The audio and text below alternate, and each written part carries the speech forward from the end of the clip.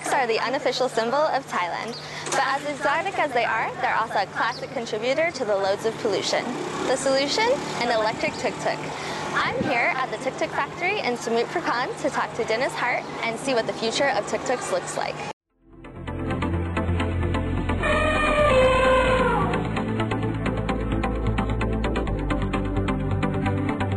Can you explain how the idea to create an electric tuk-tuk was born? Unfortunately, the vehicles were not so good in quality, and they were polluting, and that's where we got a new team together and improved the tuk-tuks and made them electric. Electric and the colorful tuk-tuk was actually a really good combination for the Western market. Okay. And why tuk-tuks? What led you to think about tuk-tuks in the first place?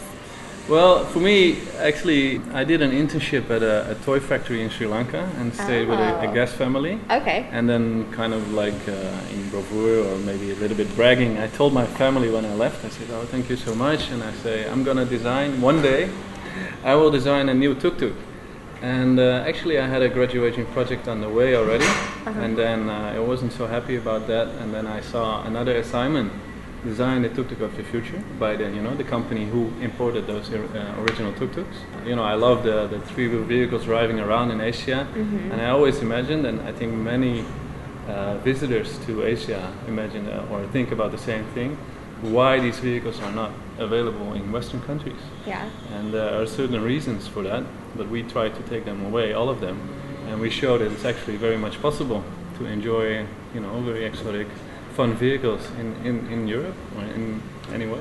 And what were some of those reasons why they're not really popular in the West, do you think? First of all, so it's polluting, but being electric, you don't have to deal with that anymore. So there's no emission at all. It's a zero emission, a complete green vehicle. There are safety issues. Well, we passed all the European safety tests. Wow. And last year we also passed all the Australian safety tests.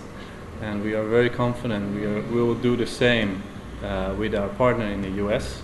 And also Western regulations require you to produce with a standard quality each time. And the vehicles, the original vehicles coming from Thailand, they were made in an artist way. Each vehicle being very different. Even left and right hand side of one vehicle could be different. Okay. We use a standardized production and make sure that every vehicle complies with the same safety standards and emission standards. And I'm really curious about this, why did TTF decide to manufacture its e-tuks in Thailand versus, say, in Europe where your primary market is? Europe was not really one of the options because Europe is quite expensive in labor costs. Another thing is that compared to other Asian countries, which we also looked into, Thailand has actually original tuk-tuk parts, which makes our vehicle quite authentic. It still have the original Thai feeling. Thai people make things from the heart, so they really put in a lot of effort to make it perfect, and they are very honest. So in China, if you put a product there, I don't mean to generalize. It depends a bit, but you could safely say within 3 months there is another copy driving around there as well, with probably lower quality and making a bad name for your product by itself. So. And then have there been any difficulties with starting your business in Thailand? Yeah, there are some catches there in starting up, all the paperwork for bureaucracy. You need some patience with the paperwork.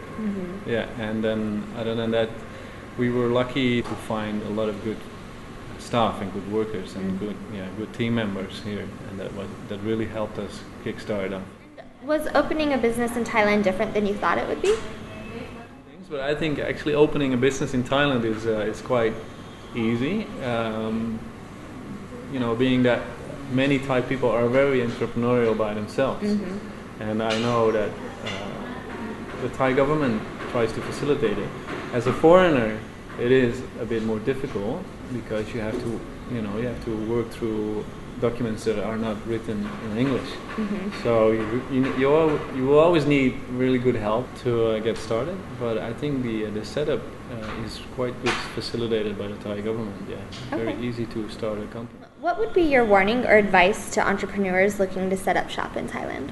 In Thailand, I think it is a good thing if you try to make your team into something like a family and be there for each other, take care of each other. and I think that really works also in the quality of work. Why do you think Thailand is like that versus, I guess, more Western countries? Well, yeah, it's a cultural thing actually. People really like to. You have to imagine that many people come from other parts of the country, and they come here to Bangkok, which is, you know, it's a big deal actually. It's very different. It's a big city. It's not the countryside anymore. With your family being so far away, it would be good to have something like a nice network of friends and family here. And Thai people don't like to be very judgmental of each other or very direct towards each other. They like to do that in a less formal way. You cannot just say, hey, what are you doing wrong here? You just, you know, you make more jokes, more family style, and try to avoid direct confrontation but still help each other out. So I think that is done better if you have something like a family or a personal connection. Is there a market in Thailand for electric tuk-tuks? Yes, definitely. Yeah, basically all our tuk-tuks are exported, but we have sold 2 vehicles to Phuket. We are looking into selling a lot more here because there's a great market here. Firstly, there are the hotels and resorts. Our product looks great on there. It gives the opportunity for the resort to be green, to be clean. And most of the customers of a resort are Westerners or foreigners visiting Thailand, so our vehicle is made for foreigners, actually for the foreign market. So it's very much suit that, and it's really a premium experience tuk-tuk. But I think on the long term, it is also possible to change a few things on these vehicles and make them competitive with the tuk-tuks running in the streets of Bangkok. I drive a motorcycle to work every day, and the amount of air pollution that you enjoy during the ride, that is, it's humongous, and I think it would be good, not just the tuk-tuks, but a lot of vehicles to get cleaner, and I think electric tuk-tuks should be part of that. Do you think Thai people will be open to the idea of electronic tuk-tuks? Yeah, definitely. When we test drive around the area here, then we have people very much interested, just locals, and even tuk-tuk drivers themselves. I was driving around here in Samut Prakan and then stopped at the traffic light, and another tuk-tuk stopped next to me, and he basically asked me for the price of the tuk-tuk, so you know, it's a potential buyer for the future. Yeah, so they're very much interested, definitely. What are some of the advantages, besides the obvious, of the electric tuk-tuk? Well, you can drive inside a building without choking. So you can our vehicles you can charge with any plug. Right? So if you have a coffee machine, you plug in a coffee machine, make some coffee, take it out, and then plug in a tuk-tuk, and you have coffee while the tuk-tuk is charging. For 12 hours. Yes, for 12 hours. But no, you can plug it in anywhere. Plug it in overnight. It is very quiet. It is very powerful. So we have you know, you can easily program the settings to be different and increase or decrease the acceleration. So it's very easy to change to the customer's specifications.